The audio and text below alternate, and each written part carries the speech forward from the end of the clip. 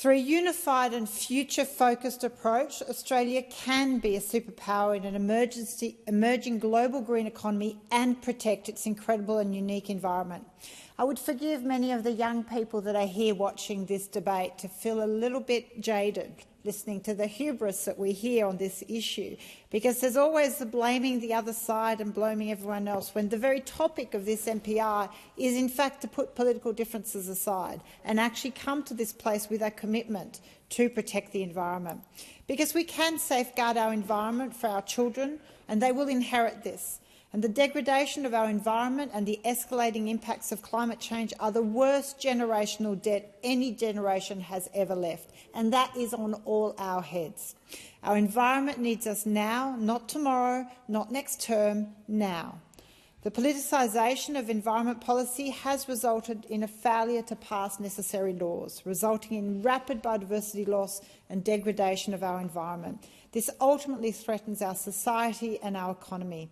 We depend on these systems for clean air, for water, for fertile soils, for crop pollination, protection from extreme weather events, and of course the biodiversity that keeps the whole system working.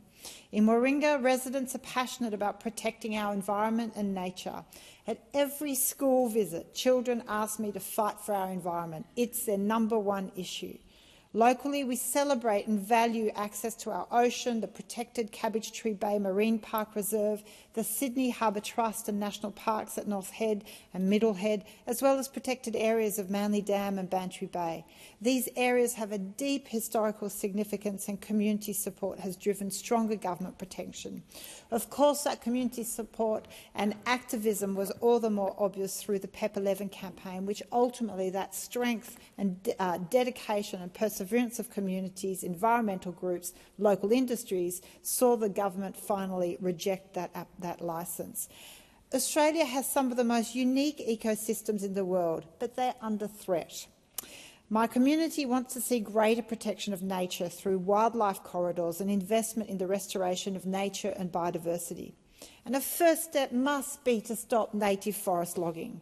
Members of Labor simply can have no credibility in protecting nature and their stated means if they continue to fail to require this within their party room. This has to be a line in the sand that native forest logging must stop. It makes no sense economically and is fast driving biodiversity loss. We know everyone has to have the courage to use also existing legislation. The biggest threat to our environment is ultimately our rapidly warming climate. Stop approving fossil fuel projects and extending their licences well beyond 2050. You can't say on one hand you want to protect nature and continue making the problem worse. It flies against all expert advice about how we can preserve our environment and biodiversity. And respectfully, as much as you want to point the finger at the Greens and at the Coalition, you have not lived up to expectations and promises. Protecting our environment is woven also within First Australians' love and respect of country. Just today, I met with First Nations Australians from the Beetaloo Basin who have discussed the serious concerns their communities have in relation to water because of fracking. They are desperate for the Minister for the Environment to use the water trigger to call in and investigate the concerns about groundwater availability and water quality and the increased risks of chemical and wastewater spills. But they have fallen on deaf ears, and there has been whilst we have implemented a water trigger in legislation, the Minister has declined to actually action it and use it. So what our future generations need, what children need, what our environment needs is action, not just word and rhetoric in this place. We know that it's not working for communities. So a government that cares about safeguarding the health and well-being of our communities has to be serious, and is serious, for example, of being a re-energised economy or strong economy, has to take protection of nature and biodiversity seriously. This is a must-have. Roughly half of our GDP, 49%, or some $896 billion, has a dependence on nature.